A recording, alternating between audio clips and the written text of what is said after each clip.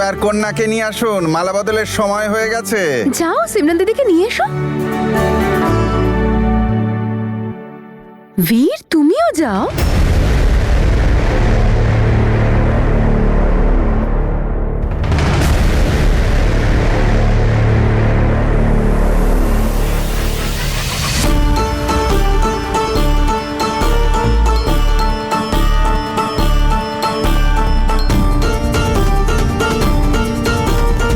Hello, কোথায় আছেন আপনি?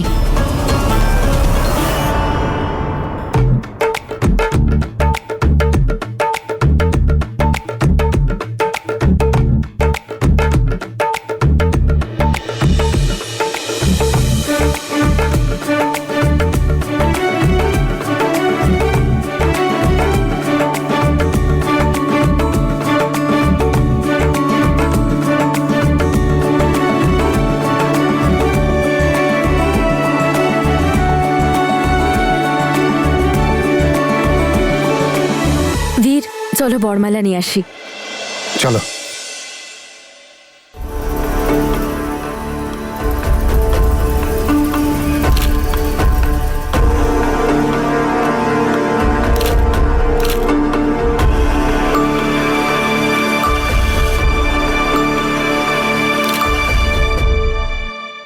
নমস্কার দেববাবু।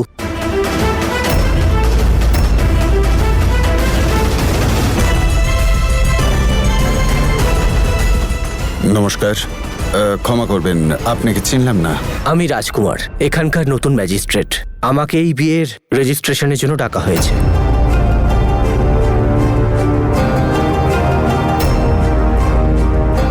হ্যাঁ রে বাবা, বিয়েটা যখন রীতিনীতি মেনে হচ্ছিলই, তাহলে এসবের কি প্রয়োজন?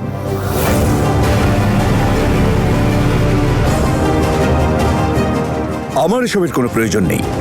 কিন্তু ওনারা তো অ্যাপ্লাই করেছেন, আমার কাছে অ্যাপ্লিকেশন ফর্মটাও আছে।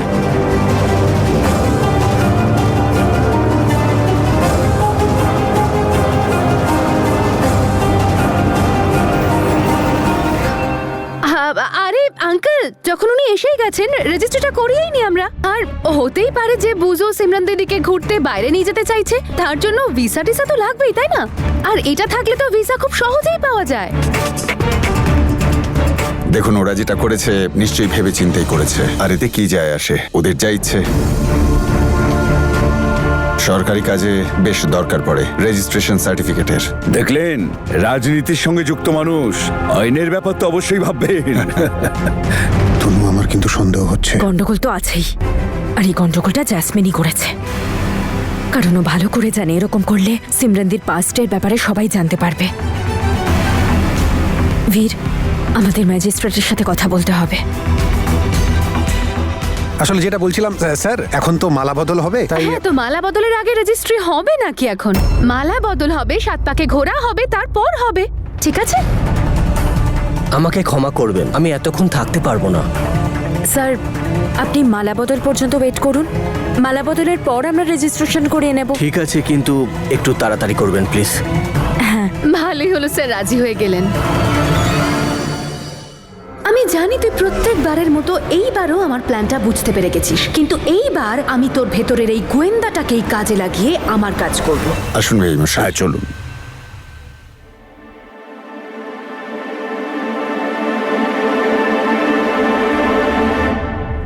বীর, তুমি ওর উপর নজর রাখো, আমি ম্যাজিস্ট্রেটের সাথে কথা বলে আসছি। আরে মালা বদলের সময়টা পেরিয়ে যাবে তো। এসো না বীর, তনু যাও। তনু খুব সাবধানে।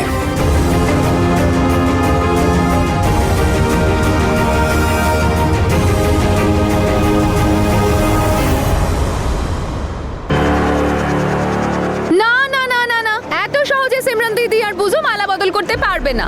আরে সিমরান দিদিকে কেউ তোলো। স্যার, আপনি একবার আমার সাথে আসবেন প্লিজ। হ্যাঁ। বুঝো বুঝো বুঝো বুঝো বুঝো বুঝো।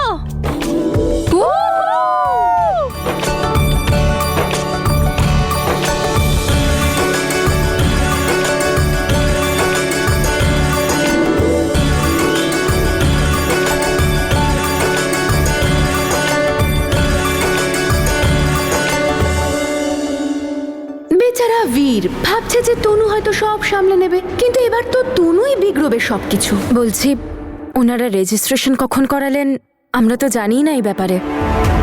তাহলে আমি এখানে কি করতে এসেছি? না, আমি তা বলতে চাইনি।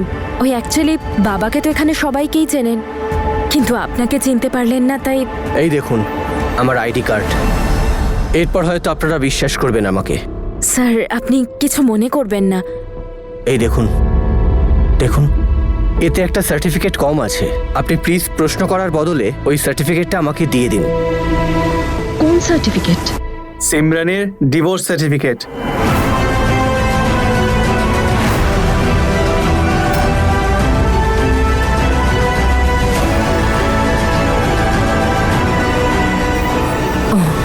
তার মানে সব জ্যাসমিনের নাটক। এইভাবেও সবকিছু নষ্ট করতে চায়। সবার সামনেই সত্যিটা এনে যে দিদির বিয়ে হয়নি, কিন্তু আমি সেটা হতে দেব না।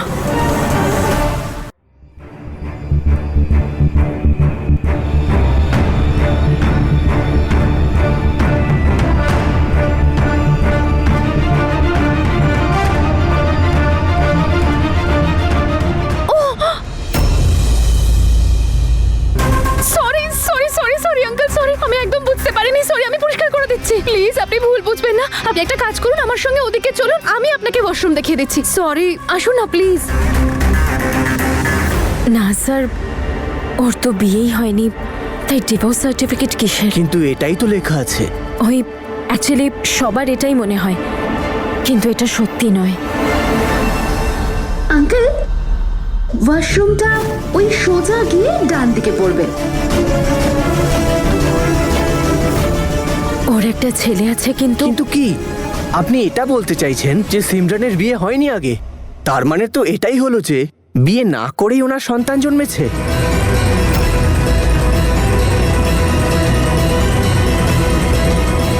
স্যার, আপনি সেটা বলতে পারেন, কিন্তু দেখুন আমি রিকোয়েস্ট করছি আপনাকে এই কথাটা কাউকে বলবেন না। কেউ জানতে পারলে অনেক বড় প্রবলেম হয়ে যাবে। তনু,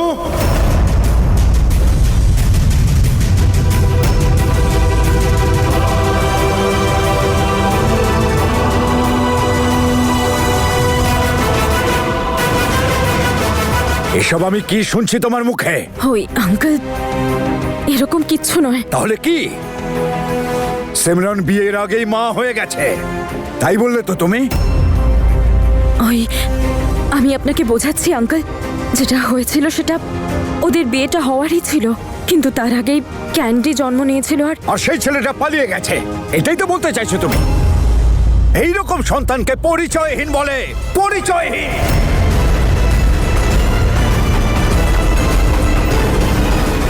বুম, হয়ে গেল ধামাকা।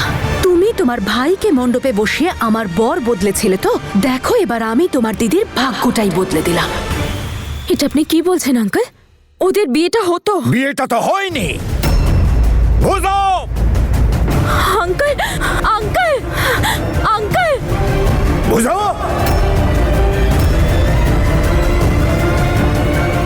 এই বিয়েটা হতে পারে না।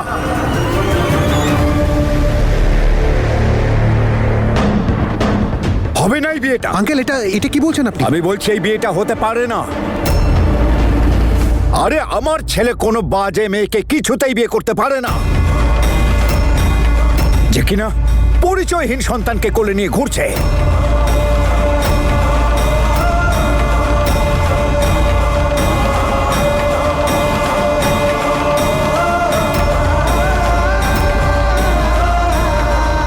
ক্যান্ডি সিমরনের অবৈধ সন্তান।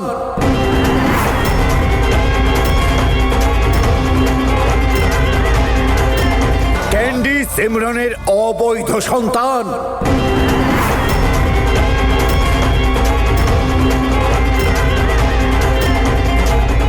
অবৈধ মানে কি?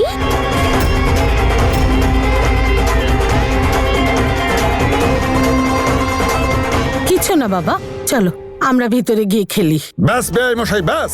এরপরে আর একটা কথা যদি বলেছেন, আমার থেকে খারাপ কেউ হবে না। আপনার সাহস হলো কি করে এইসব খারাপ কথাগুলো বলবার?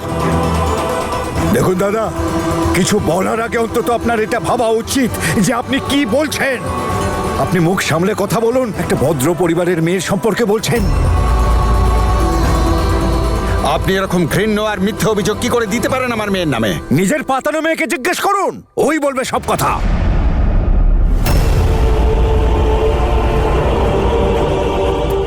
দেখুন, আপনি একবার আমার কথা শুনুন। আরে যেটা শোনবার সেটা আমি শুনে ফেলেছি, এবার সবাইকে এটা বলো, সত্যিটা কি? এবার বলো সবাইকে, তুমি ম্যাজিস্ট্রেট সাহেবকে কি বলেছো যখন উনি ডিভোর্স সার্টিফিকেট চেয়েছিলেন? আরে বলো সবাইকে, তুমি ম্যাজিস্ট্রেট সাহেবকে বলনি যে ডাইভোর্স সার্টিফিকেট নেই, কারণ ওর বিয়েটাই হয়নি। আর যখন বিয়েই হয়নি তখন এই সন্তান অবৈধ কি না?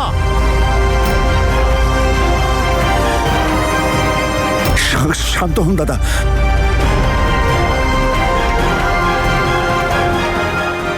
আঙ্কেল, আপনি কি বিয়ে ভাঙার একটা অজুহাত খুঁজছিলেন?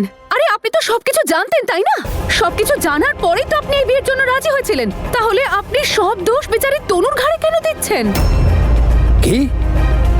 আমি জানতাম? আর নয় তো কি, সবকিছু জানার পরেই তো আপনি এই বিয়ের জন্য রাজি হয়েছেন, তাই না? আর আপনারাই তো ক্যান্ডির দাদু ঠাকুমা হতে রাজি হয়েছেন। আরে এমন বোকা কে আছে সবকিছু জানতে পারার পরও এমন মেয়েকে বউ হিসেবে বাড়ি নিয়ে যায়? আমাকে ঠকিয়েছ তোমরা সবাই মিলে। আপনি কিন্তু অধিকারের সীমা ছাড়াচ্ছেন দাদা। অধিকারের সীমা আপনারা ছাড়িয়ে গেছেন। এই বিয়েতে আমি এই জন্য রাজি হয়েছিলাম যে, ঠিক আছে, প্রথম বিয়েটা না হয় সফল হয়নি, ভেঙে গেছে, কিন্তু আমি তো এই বিষয়টা জানতাম না একটা অবৈধ সন্তানকে কোলে নিয়ে বিয়েতে বসবে। বেআই মশাই, আরে একদম চেঁচাবেন না আপনি। আপনার মেয়ের নিচু হয়ে যাওয়া মাথা আর তনুর চুপ করে থাকা এসবই প্রমাণ করছে যা আমি বলছি সবকিছু ঠিক। আঙ্কেল, ব্যাস অনেক হয়েছে। আপনি আমার পরিবারের লোকের সঙ্গে এভাবে কথা বলতে পারেন না। আর আপনার যদি এতই সত্যি জানার ইচ্ছে, তাহলে জিজ্ঞেস করুন আপনার ছেলেকে ও কেন লুকিয়েছিল আপনার থেকে সত্যিটা। বুঝো, বলো, কেন বলোনি তুমি সত্যি তোমার বাবাকে? না না, বলো বলো না। প্লিজ, যে কথার মানে নেই সে কথা বাড়িয়ে কোনো লাভ নেই। আপাতত ইম্পর্টেন্ট এটাই যে ক্যান্ডি সিমরানদির ছেলে, আর যে বাবা নিজের বাচ্চাকে ছেড়ে চলে যায় সে কোনোদিন বাবা হওয়ার যোগ্যই ছিল না। এখন ক্যান্ডির মাও সিমরানদি আর বাবাও। এখনো সিং পরিবারের ছেলে, এই পরিবারই ওর পরিচয়। বুজু আর সিমরানদি একে অপরকে ভালোবাসে, আর সবকিছু জানার পরেও বুজু সিমরানদিকে ভালোবেসেছে। আঙ্কেল, যা হয়েছে তাতে সিমরানদির কোনো দোষ নেই। যদি কোনো ছেলে কোনো মেয়েকে মিথ্যে ভালোবাসার ছলে ঠকিয়ে চলে যায় তাহলে মেয়েটার কি দোষ? ঠকবেও মেয়েটা, আর শাস্তিও মেয়েটাই পাবে। শাস্তি তো তার পাওয়া উচিত যে নিজের দায়িত্ব ছেড়ে পালিয়ে গেছিল। আঙ্কেল, সিমরানদির এতে কোনো দোষ নেই। ওর শাস্তি নয়, একটা সুযোগ দরকার। একটা ঝড় দিদির জীবনে এসেছিল আর ওর খুশি আর সম্মান নিয়ে বাঁচার অধিকার কেড়ে নিয়েছিল। তাহলে আমরা কি সব ভুলে ওকে সম্মানের সাথে বাঁচার একটা সুযোগ দিতে পারি না? ওকে আবার সেই অধিকার দিতে পারি না? ঝড়ের পর একটা ভাঙচুরের চিহ্ন থেকেই যায়, আর সেই ভাঙচুরের চিহ্ন হচ্ছে এই বাচ্চাটা, যা আপনাদের পরিবারের মান সম্মানে কালি ছিটিয়েছে। অন্যের কথা আমি বলতে পারবো না, কিন্তু আমি আর কোনো সুযোগ দিতে রাজি নই।